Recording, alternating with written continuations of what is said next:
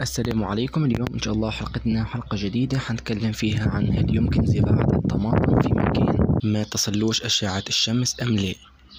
وطبعا هل ممكن تنجح معنا تجربة زراعة الطماطم في مكان غير مشمس. إن شاء الله حنتكلم عن كل حاجة بالتفصيل. فطبعا قبل بداية حلقتنا أتمنى تعملوا اشتراك في القناة ولايك إذا عجبكم الفيديو وتشاهدوا معنا الحلقة للنهاية.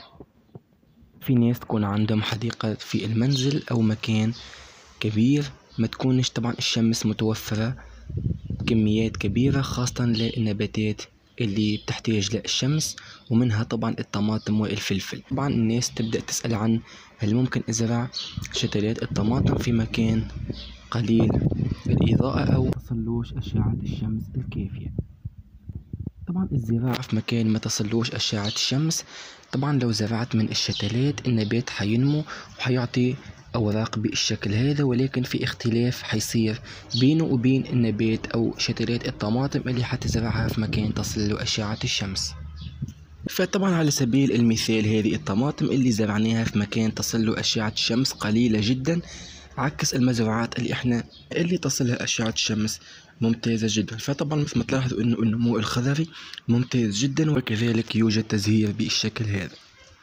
فطبعا الاختلاف هو انك حتلاحظ اول حاجة استطالة كثيرة في ساق النبات، يعني يلاحظ يكون بالشكل هذا، عكس انك لما تزرع في مكان فيه درجة حرارة ممتازة وطبعا تصل أشعة الشمس.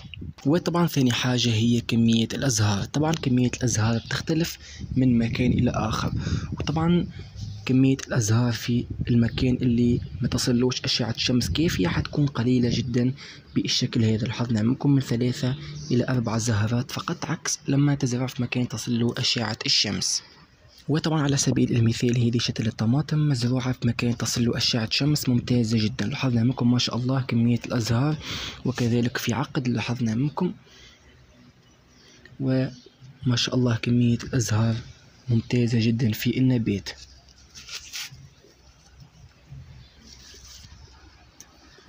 فطبعا هذه كانت الاختلافات اللي حتواجهها لما تزرع طماطم. طبعا بالنسبة للناس اللي بتسأل، ممكن انك تزرع طماطم في مكان ما تصلوش أشعة شمس كافية، ولكن حتواجه عدة صعوبات، وكذلك في نسبة الإنتاج مستقبلا.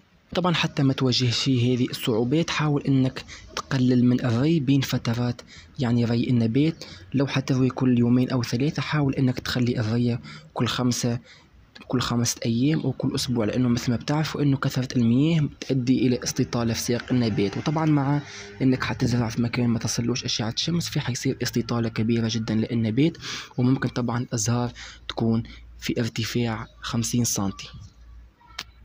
وطبعا في نقطة ما تكلمتش عليها، أنه مستوى الأزهار بيختلف من مكان إلى آخر. طبعا على سبيل المثال لو زرعنا الطماطم في مكان تصل أشعة الشمس فالأزهار حيكون بعد تقريبا 3 أو 4 أوراق فقط، عكس أنك لما تزرع في مكان ما تصلوش أشعة الشمس حتلاقي أنه النبات ارتفع معاك ووصل تقريبا ل20 أو 30 سنتي ومازال ما بدأش في التزهير. فطبعا هذه مشكلة كبيرة جدا بيعاني منها أغلب الناس، خاصة لما تكون مش زارع في مكان تصل أشعة الشمس. فطبعا الشمس مهمة جدا جدا خاصة للنبات في مرحلة النمو، لأن طبعا الشمس مهمة جدا لتكوين الأزهار وطبعا لتكوين مجموع زهري كثير. فطبعا هذه كانت حلقتنا، أتمنى تكون عجبتكم. لو عندكم أي سؤال أتمنى تكتبوه أسفل التعليقات.